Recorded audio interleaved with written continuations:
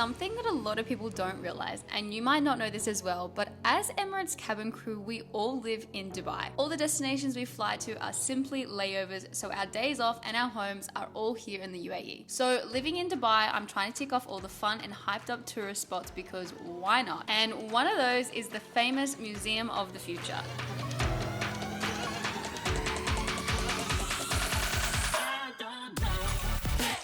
So while my good friend Jack was here, I thought this is the perfect chance to go see what the hype is about. Keep in mind, tickets are often sold out on the day, so the day we actually went, we couldn't go in and we ended up booking for the next day. Now, the time your session is doesn't really matter as the Museum of the Future is all inside except for the platform. So stick around because I'm going to show you the reality of that famous photo spot and also some tips for timing your visit to the Museum of the Future here in Dubai. And also how to make it by far the best experience you can for such a busy museum. Welcome to my home.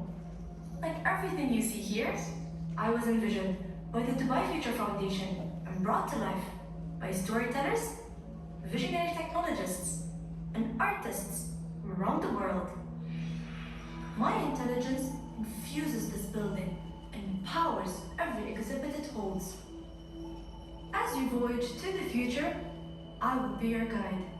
The first exhibition in the Museum of the Future is a guided tour, so you don't really have a choice if you want to go or not. You just have to come along for the ride, literally. They put you into this large elevator room and simulate a flight into space to this recruitment center, where they talk you through the foundations and the ideas of what the museum is, and they do have some cool futuristic and space themed exhibits up here. The most entertaining thing for Jack and I was probably the astronaut they put a video of your face on just before you head back down. But mostly it wasn't too thrilling being a 25-year-old, but I still appreciate the effort put in, and the kids around absolutely loved it. Now, we did do the Museum of the Future in the wrong order, and the only reason for that is because we thought we would actually be getting the sunset for out on the platform, but we had no idea that it was an hour for the first guided session. So it was dark by the time we got outside, and even though we were trying to beat the crowd, it was still super busy, and we felt so cheated because just to top it off, the lights of the Museum of the Future building were under maintenance, so they were off. So for a decent photo, I would honestly recommend coming during daylight hours, and if you want the night photos, then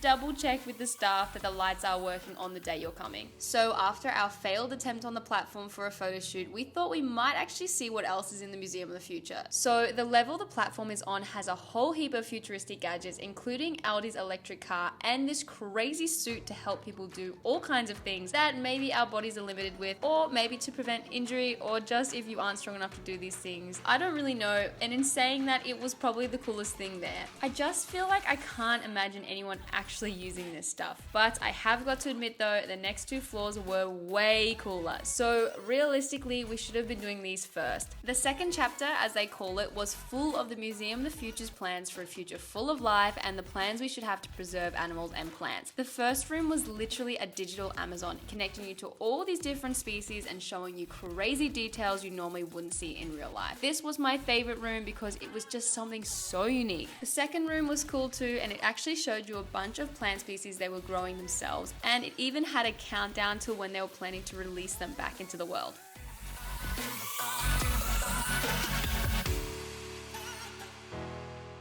I loved the next chapter as well. It was super cool and more interactive than the last ones, as it was all about your senses. Literally from the moment you walk in, you walk on this carpeted floor that was meant to represent sand, and it kind of felt like it, and then you focus on each step and the patterns around you were meant to represent wind and movement. You could then walk into different sections, with the first one we went into, which was the ultrasonic therapy, which literally was a massage using vibrations. And it wasn't like a normal massage, it took about 15 seconds to start feeling something. You'd begin to feel it in your hands and then up your arm. Jack was guided into this sound room with symbols, which I didn't really understand, but then we were guided into this table where we had to hum into a microphone, and when it reached a certain level, it would spray perfume for us to smell.